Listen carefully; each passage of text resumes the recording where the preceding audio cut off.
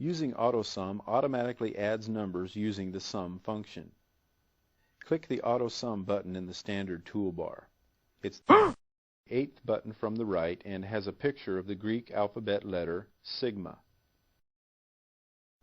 Once we click the AutoSum button, totals are automatically calculated for each column. Select cell C10, then look at the formula bar. Here we see the sum function automatically added the values in cells C4 through C9. Now let's turn our attention to column G. This column displays the commission percentage rates for each employee. We don't really want to display a total for this column, so let's clear the contents of cell G10. We could simply select the cell, then press the delete key.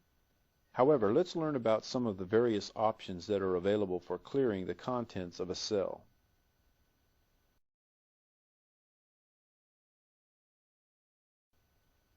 To begin, we'll learn how to clear just the formatting from a cell.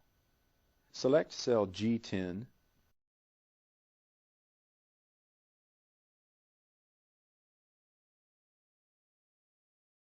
open the Edit menu, then select the Clear command. The All command will clear the contents of the cell along with any formats that may be used, such as cell shading or number formats.